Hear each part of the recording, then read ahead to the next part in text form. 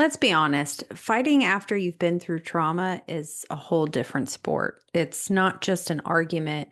Your body hears conflict and immediately goes, danger, shut down, run away.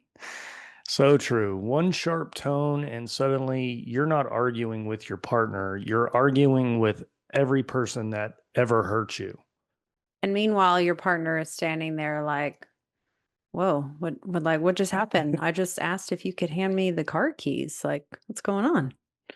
Yeah, crazy. So today we're talking about how to fight safely after trauma, how to have conflict without destroying each other, shutting down, or throwing your childhood back into the conversation. Welcome back to the Touch My Health podcast. My name is Matt. I'm Katie.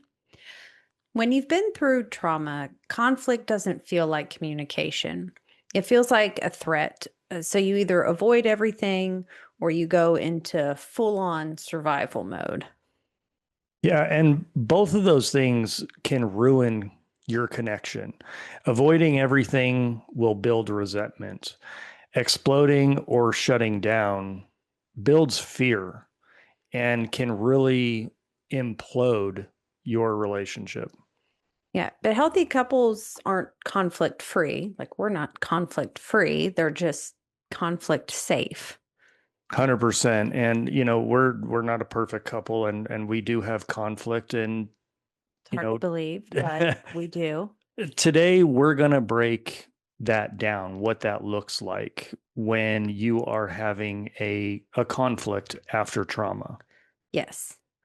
Now, how do you tell the difference, first off, between a trauma trigger and your partner just being disrespectful? Because that can be hard to tell in the beginning, especially the early stages of your healing after trauma. Mhm. So I know for me, a trauma trigger feels, very fast, um, like overwhelming and sometimes a little physical. Right. But it's not about the actual moment. It's about what the moment is reminding me of or reminding you of. And I think disrespect feels very intentional, where a trigger feels more like automatic, like my body or my mind reacted before, well, or my body reacted before my brain even caught up.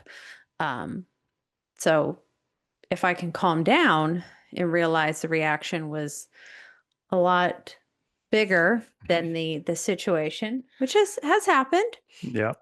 That's usually though, if you can do that, a trigger, and it's not that your partner being disrespectful per se.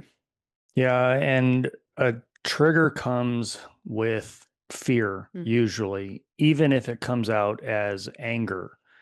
Disrespect really comes with a disregard to feelings and a disregard to your partner, Mhm. and I know if I'm triggered, I'm not trying to hurt you.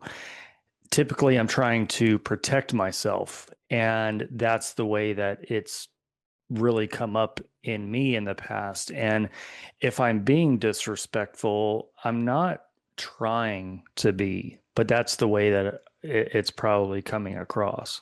Right. And I think intention has a lot to do with that, though. Oh, I 100%. think you can tell when someone is being intentionally disrespectful, or maybe it is a trigger, something happened, and they're in that, like you said, protection mode, Hmm. trying to protect themselves. Yeah. But And when you are having conflict, when one or both people can admit which one it is, either the trauma trigger or the disrespect, conflict can get a lot easier to navigate because, a trigger is about the past, disrespect is about the present. yeah, that's very, very true. So, what are your personal conflict triggers? What do you mean you don't know? You don't know I mean, me? I should. Um, Personal conflict triggers for me are, You're so sensitive. yeah, that statement for sure. But if I don't feel heard, like if I feel unheard and talked over, you're constantly cutting me off, not letting me finish, then I'll probably shut down because it's like, what's the point? But also tone is very huge for me.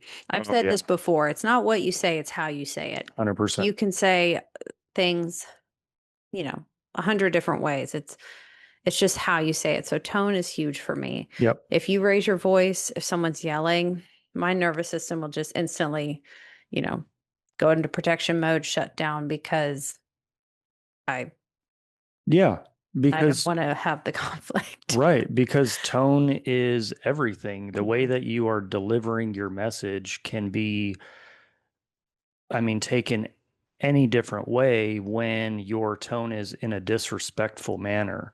And I can tell you that I love you, but scream it at you. Yeah. And yeah, and it be like, Mhm. you're just taken aback by that. And when you deliver something disrespectfully, it can really change the tone of that conflict moment. So I Yeah. agree. Tone is huge Mhm. for me too. Yeah. Another one too is like feeling blamed. So, or like feeling like something's my fault. Hmm. And then I have a tendency, I'll, over explain because in previous relationships, I felt like I had to justify every action that I took Hmm. because I was worried that I was going to get blamed for something or something was going to be my fault. And so sometimes even now I'll come up with, okay, why did you do this? Why did this happen? And have the explanation in your head just in case you have to justify it. Right. Just in case I asked the question, where were you at? Or why would you do that? Right. What were you thinking? Well, here's what I was thinking. Yeah. And those are those moments where you're just ruminating in your head and playing out situations that 99% of the time won't even Mhm. happen.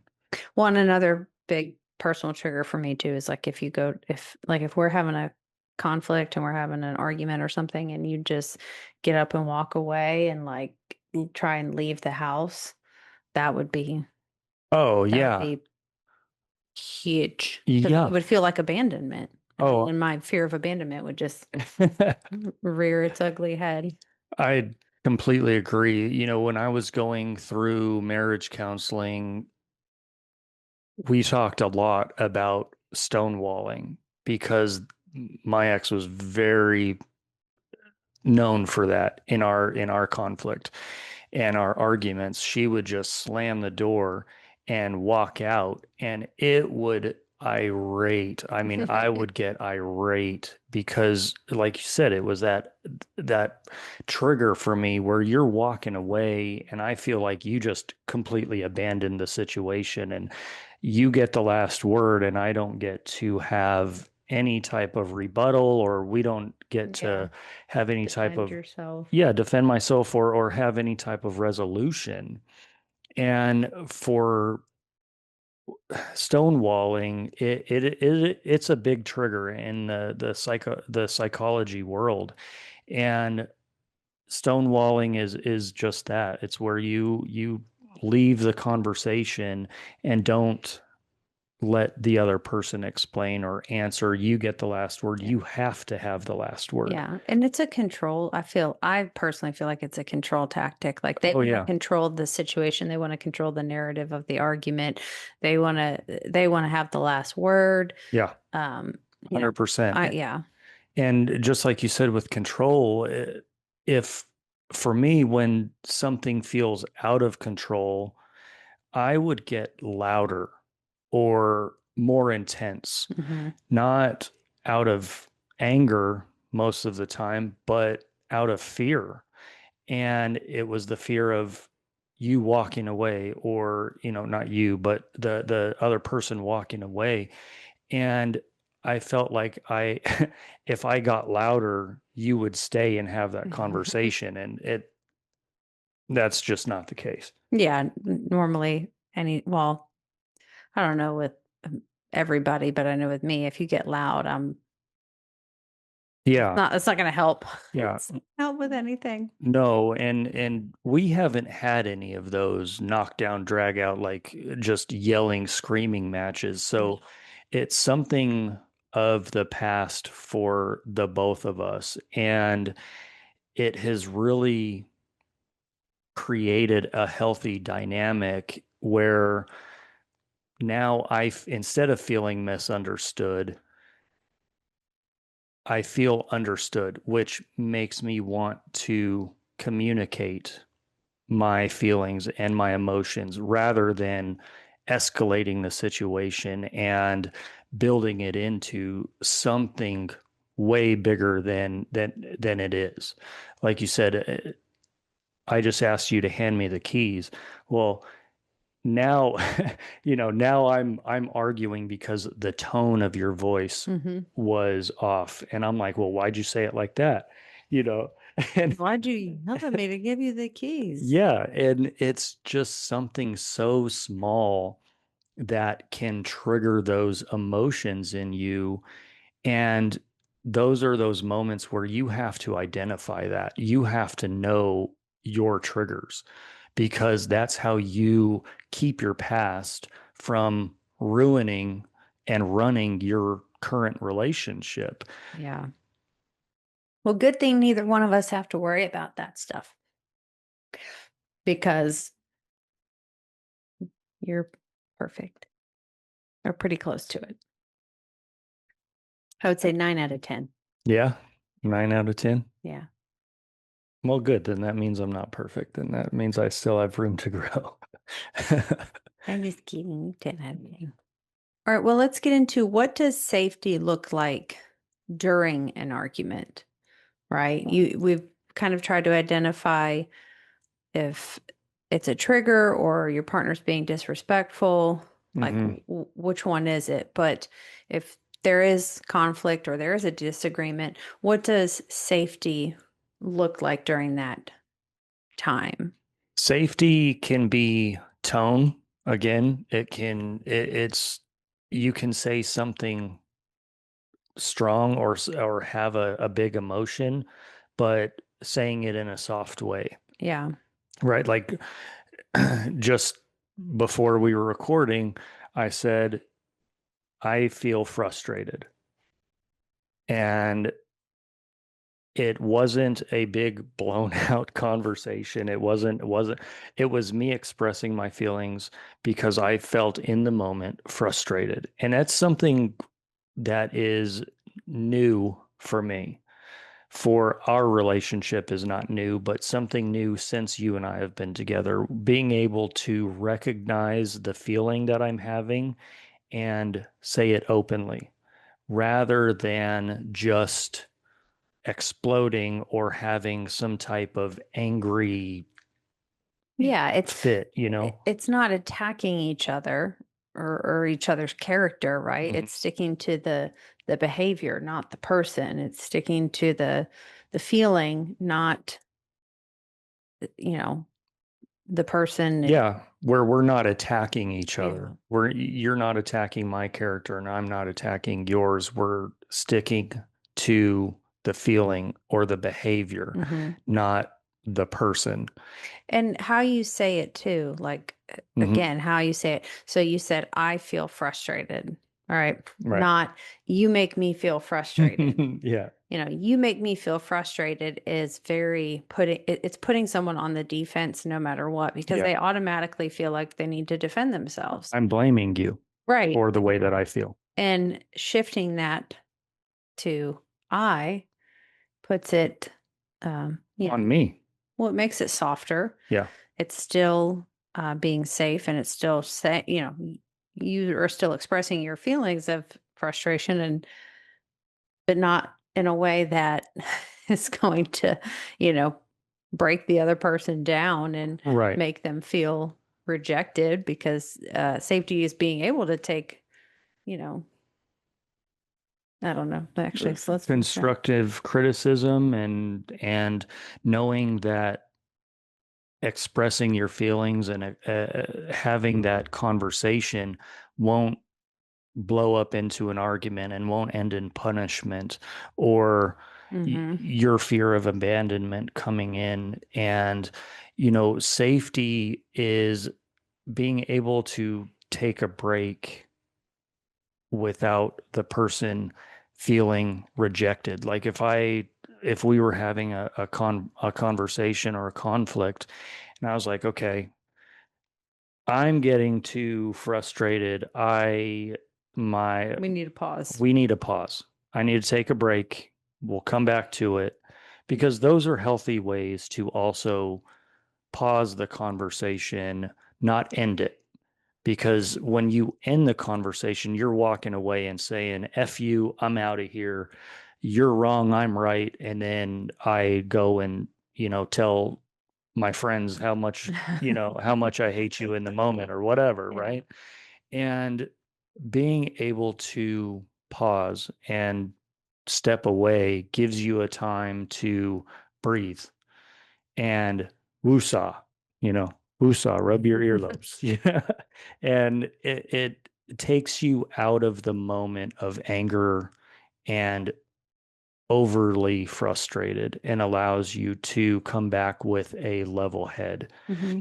if that makes any sense. And, when you are having those heated conversations, you need to say, I'm not leaving. I just need Yeah. a minute to calm down because that's where that Reassurance. that safety is. It's in that reassurance like, hey, I just need to take a break. Yeah.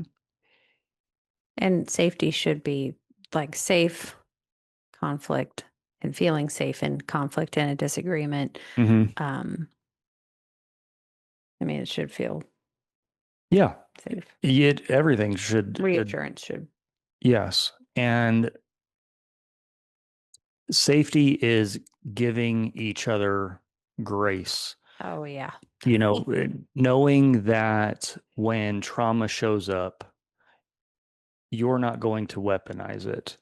And it's not going to be a battle of I'm better, you're better. Hmm.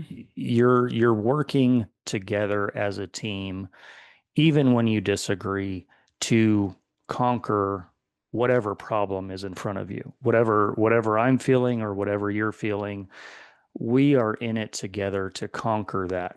Hmm. I don't have to win, and you shouldn't feel like you have to win the conversation. Competition.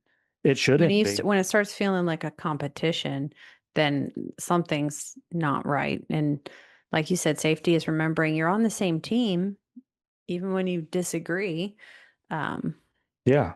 Yeah, because you have to be able to remember that this is the person you chose and this is the person you choose every day.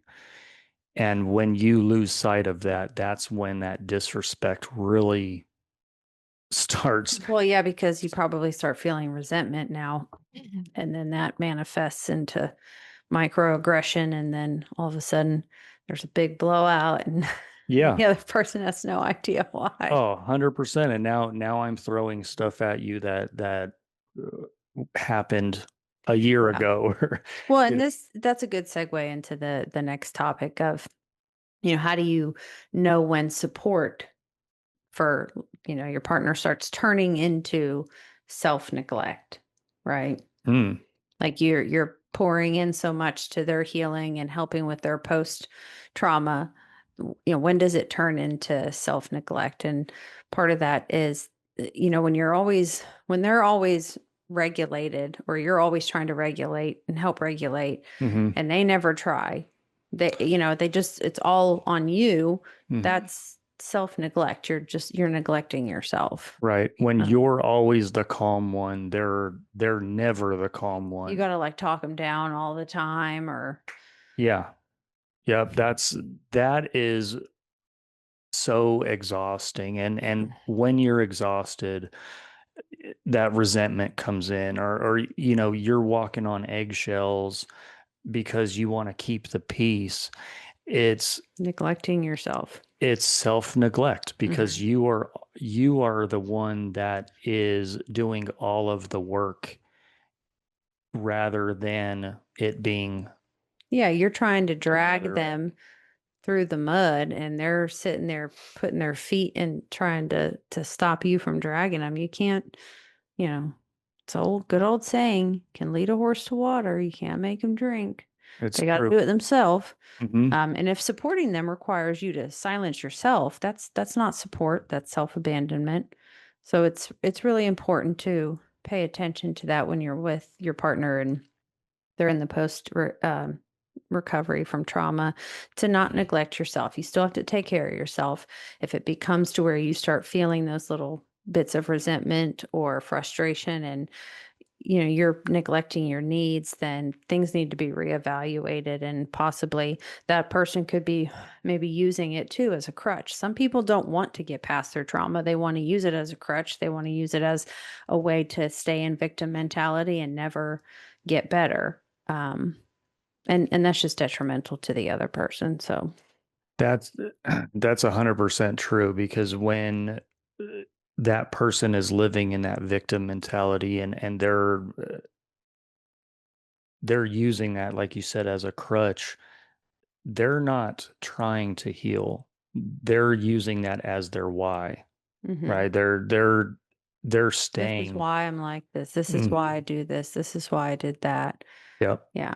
And you can use that as the reason you are that way, or you can say, because of my past, I'm going to be a better person, or I am a better person. Hmm. And Or I'm really going to heal. yeah, and it's something that you have to work on to be better and recognize in those moments when you are having those triggers, those trauma triggers. And if you're the only one that is doing that emotional work and you're the only one putting in the work to Hmm. stay calm and try to have a very healthy line of communication, you're not supporting, you're carrying the relationship. Yeah, you're carrying the other person, the relationship, yourself. And Hmm. if their healing becomes your full-time job, that's again, self-neglect. Support has a limit and sacrifice shouldn't be the default. That's so true. And help them heal.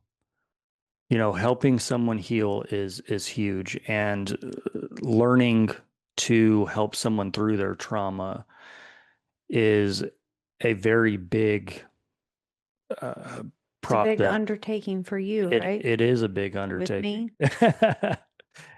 It can be. It can I be a meant for you with me. yeah, for sure. But you can't lose yourself in that process of helping your partner Mhm. heal. You have to remember your morals and your values and what keeps you grounded. And it- not losing yourself in the process is very easy to say, but harder to do It can be. Yeah. because Do you think you've lost yourself sometime? Or what? do you think you like that happened to you with me at all or no? No, not what. No, I've found myself more so than with you than ever before because it the way that we have healthy conflict has allowed me to like I just talked about with me saying I feel frustrated, it allows me that safe space to recognize the feeling in the moment and us have a discussion about it and then Hmm. kissing at the end and being like I love you. um, Because in my past, yeah, I felt like I was walking on eggshells. I wasn't allowed to be myself. I couldn't make sex jokes because I would just get told I'm gross or is yeah. that all you think about? Yeah, it is. Actually. But do you think like I guess what I meant by that was like being with me and me working through some of the trauma responses and things like that um has like that's been easy, or it's not it's not been difficult, right? Like I haven't been difficult No. to deal with all that, but No, I wouldn't say it's been it's had a bad difficult. effect on you. Uh-uh. No, I would say that it's again been easier just because we have built that safe space, right? Hmm. Where let's highlight our last conversation where you said, I need you to help me with my trauma response. Yeah. And you told me that you said, "Hey, sit down. I need you to help me with my trauma response." You've been on your phone a lot, and every time I walk into the room, you shut your phone off. And that was a trigger for you. That is a trigger for you, right? Hmm. And I explained that when I shut my phone off, I want to be in the moment with you and give you my attention, not the internet, not Facebook and Instagram. I Hmm. want to be present with you in the moment. And that is part of that healing process and part of that not losing myself because I felt in the past I couldn't say that or I didn't want to be in the moment. You make me want to be in the moment because we have a good time, we talk, we Hmm. laugh, we joke, and through us talking about it, it really helped bring light to a very tough conversation because I'm sure how did you feel about bringing up that question? Were you Oh, it was nervous? hard. Yeah. Yeah. It's always hard and very nerve-wracking for me, but um I feel like it's one of those things that the more you do it, the better you get at it, right? So Hmm. part of learning new habits, new skills, you just got to do them. You got to do it repetitively, even if it sucks or feels, icky or Hmm. uncomfortable. Yeah. Trying to get more comfortable with being uncomfortable. And it was something that was on your mind and you felt was very important to bring Mhm. up. Historically, what I would have done is not said anything and just stuffed it down and convinced myself it was not a big deal. And then, or I'd say, I'm going to bring it up at this time. And then I'd find an excuse not to bring it up. Or I'm going to bring it up at this time and then find an excuse not to bring it up. And then what happens is I start to feel, um, if it's something that's like continues to happen or I keep feeling it and seeing it, then I'll start to get resentful. I'll get snippy. I'll Mm, get, very you passive know, aggressive. yeah. And then instead of saying, hey, can you help me with my trauma response? It'll be, you know, uh, You're always on your phone it's and something that could yeah. be, come across very aggressive and Hmm. put Yeah. the other person on the defense. And I think that's the world we live in now, where so many people are tied to their phones. And there's a lot of attention taken away from your significant other in that moment or in any moment. Hmm. And it's really one of the things that I felt like I needed to work on without telling you, and that was a big miscommunication on my part because I just started doing it without saying, "Babe, like I feel Well, yeah, like." why would you want to say that though? Like you're just doing something normal to you, and in your mind, you're, you know, Right. But then because I didn't communicate to you, it came across like I was trying to hide something or I was talking to whoever on the internet and you felt like I might be hiding something. And really in the back of my mind, I was like thinking and going back through some of the times where I didn't feel present. And you being able to bring that up is a really good example of having these really hard talks, but in Hmm. a safe way. And I feel like being able to create that safe space where we can have that resolution, that conflict resolution safely, and where it doesn't turn into a huge blown up argument or you start doing some passive aggressive, Yeah. you know? All of a sudden just leaving all your laundry in your basket and Right. not doing it. Yeah. Or You need clean underwear? Do it yourself. that's yeah. And it's really helped in my feelings and being able to uh, communicate with you as well.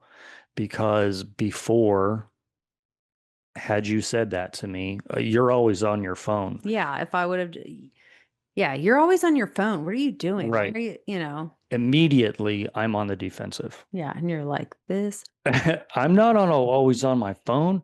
You what however that Mhm. conversation would have played out. And I'm sure, That's always the you, that's putting it back on you, right, not taking me, not taking taking responsibility. responsibility. I feel Yeah. you always are on your phone. Right. Rather than saying, I feel like your attention is Hmm. somewhere else. So the I statements, those are big Yeah. because then you're taking responsibility for the way that you feel and presenting it to me or to, for our viewers, you are presenting your feelings to your partner and saying, I feel like, your attention is not on me. Your attention is everywhere else. And like I said, in the digital world, this is the world we live in now. And everybody is glued to their phones. I'm guilty. You're guilty. I mean, Hmm. it's just where we're at and having that conversation. If you are feeling like your partner's attention is not on you or you're not getting enough attention, that's a really good way to bring that up and say, hey, help me with my trauma response. Hmm. Yeah. Well, and not feeling like you don't get enough attention, that's, I mean, that could go into not necessarily something with trauma, but or love languages not being met. Oh, 100%. The people who have the quality time and then they feel neglected and not enough attention. Hmm. But Yeah. still, the tone and how you say it and express that's all the same, whether you experience trauma responses or not. Yeah. I think everybody feels trauma responses and triggers. To some degree, Yeah. To right? some degree, for Yeah. sure. What helps rebuild trust after like a heated argument? Good question. Um, Probably a real apology, you know, not I'm sorry you feel that way. Yeah, No, or that's a trigger for me. yeah, I'm sorry you feel that way. The passive aggressive basically F you, I don't care. So a real apology, I understand what hurt you or I understand that I hurt you even, repairing and not avoiding. So we're actively working to try to repair, not just avoid the situation and act like it never happened. Uh, Even if you come back after emotions settle down, just not avoiding. yeah, and validating Yes. those validation is so huge because sometimes just hearing I get why that hurts you, that can defuse the Hmm. situation almost immediately because now I'm giving you that validation. Okay, I understand. I understand why you're hurt. I Hmm. understand why what I said hurt you. Yeah. And that really can be a huge act of rebuilding that trust and consistency. Hmm. Consistency after the apology is what rebuilds trust because it's not just saying I'm sorry, but it's saying I'm sorry I hurt you or being consistent in that way. Yeah, and if you said something, if you made, what am I trying to say? If you said you were going to do something, Hmm. do it. Be consistent, right? Yeah. Take accountability for the reaction and the impact. Yeah. I think very important to rebuild trust. Take accountability. Take accountability. Hold yourself responsible. Right. Be consistent. Yeah. Because And reassure each other that the relationship is safe. I know for me, reassurance is big. I've said that to you before. I was like, I need you to reassure me because I don't want my fear of abandonment to kick in, and I'm starting to feel trauma coming on. yeah. Yeah. And the taking accountability for what you say can really show the other person that you hear them and you will work to Mhm. do better in the future. Saying, I'm sorry, It puts the that's action behind nothing. I'm sorry. Yeah, It it puts does. it, you show change through behavior, not just promises. I'm sorry. I'll 100%. promise I'll change. Like, no, it's the behavior behind it and being consistent in that behavior, not just, oh, I was good for 2 weeks and now I'm going to go back to being the piece of shit that I've Right. been for, I mean, Yeah. I've dealt with that. I know other people have dealt with that. They promise that they're going to change and they're going to do this and they do it for 2 weeks. And then all of a sudden you start seeing the old, ways come out.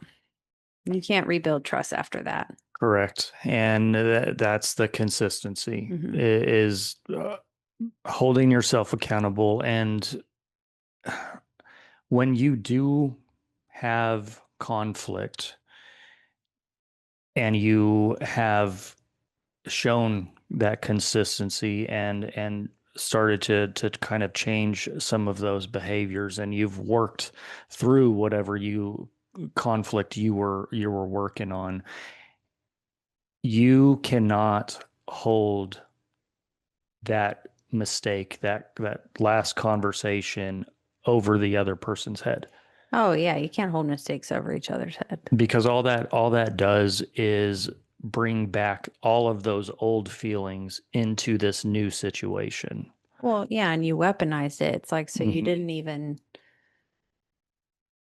You didn't get over it. You didn't work through it. You just put it to the side. or you were just waiting to use it against me for something to justify a behavior of yours. That whole you cheated on me, so I cheated on you Uh, yeah, kind of thing. right. But and the repair matters more than the argument too. You gotta remember that. Yes. Repairing and rebuilding can help rebuild that trust. What does a healthy apology look like? Not just saying I'm sorry, but what does a healthy apology look like post trauma, after trauma? Um, well, I don't think saying I'm sorry is enough, right? Just, I'm sorry. Hmm.